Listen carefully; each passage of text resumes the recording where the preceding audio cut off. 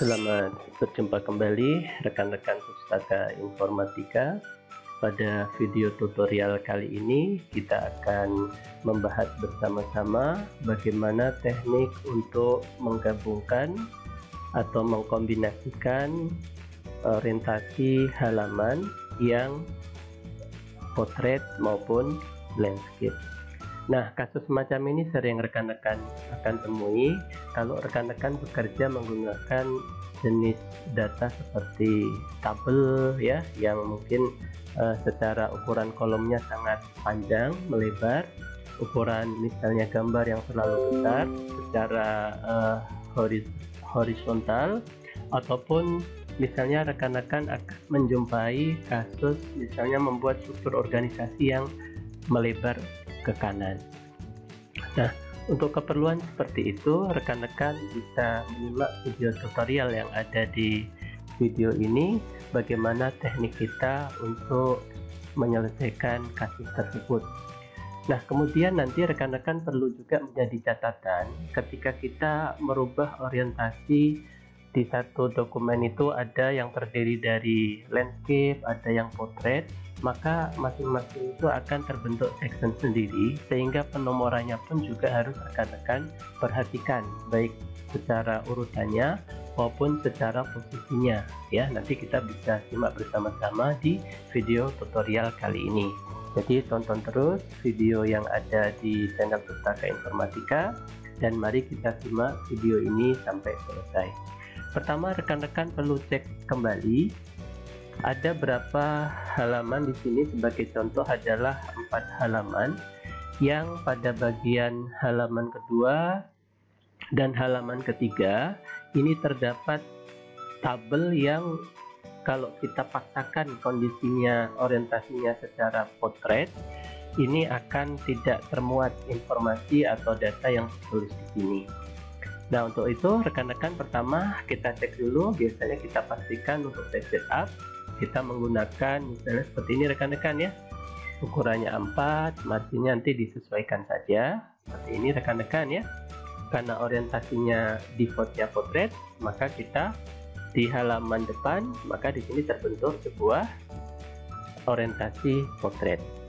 Nah, kemudian rekan-rekan bisa pastikan juga kita sering akan bertemu dengan bagian menu view, kemudian bagian draft, untuk memastikan bahwa batas antar halaman itu adalah deret titik-titik seperti ini. Nah, seperti ini artinya di situ pergantian antar halaman ini belum kita mengimplementasikan dari text break seperti ini, dari bagian-bagian yang ada di sini. Jadi masih murni dari hasil kita menuliskan dokumennya. Sekarang kita kembali lagi ke screen layout ya. Nah, yang perlu rekan-rekan perhatikan sebenarnya tekniknya sederhana. Pertama, pada bagian mulai teks keberapa, kita akan membuat orientasinya menjadi landscape. Jadi kalau di sini sebagai contoh dokumen ini adalah landscape yang nanti akan kita ubah mulai dari satuan acara perkuliahan. Sementara yang dokumen di bagian sebelumnya ini adalah potret, maka di satuan acara perkuliahan rekan-rekan cukup dari menu page layout, kemudian page checkup.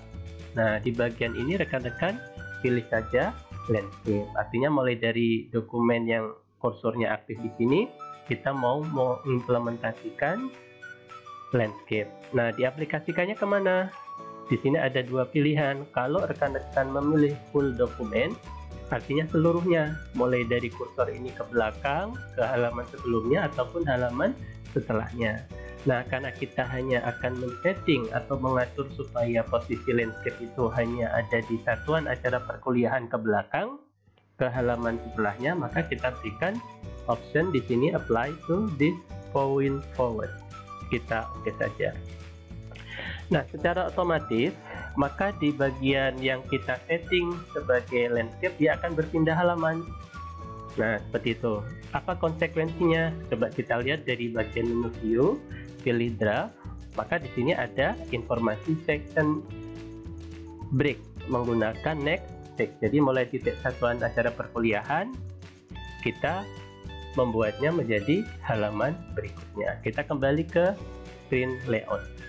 Nah, kita coba turun ke bawah. Kalau rekan-rekan nanti kira-kira perlu melakukan kembali ke bagian halaman yang harus dibuat potret, maka rekan-rekan dengan cara yang sama, ya, di kursor yang diletakkan di sini, kemudian dari menu page layout, rekan-rekan klik page setup, kemudian orientasinya kembalikan ke portrait.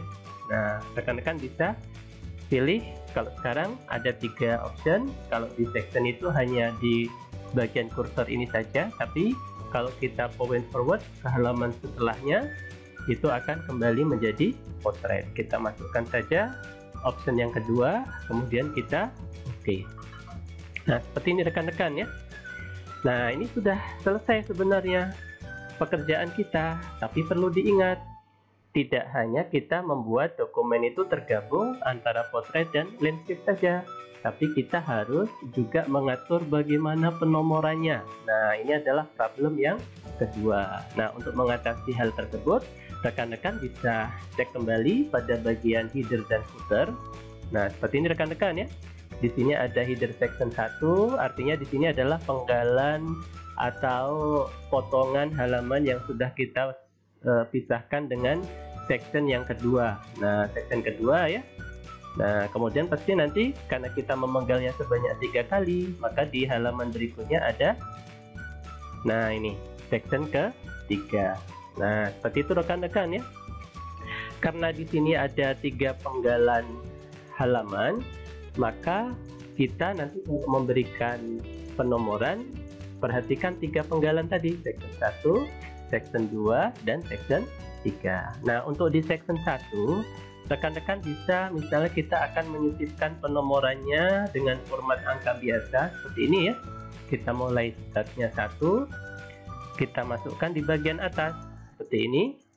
Nah, di sini akan mulai angka 1, angka 2, kemudian di sini angka 3, dan ini masih terurut seperti lazimnya kita memberikan penomoran. Nah, kayaknya sudah pas, tapi perhatikan rekan-rekan pada bagian yang landscape. Kalau nanti dokumen ini akan kita jilid, maka bagian yang dijilid itu di bagian ini rekan-rekan ya. Nah, kalau yang landscape coba perhatikan. Kalau yang portrait yang akan kita jilid akan diberikan lemnya itu atau staplesnya itu di bagian kiri. Nah, ini tidak masalah karena halamannya di bagian atas kanan ya. Tapi bagaimana dengan yang ini? Yang ini kan tidak mungkin kita jilidnya di sini.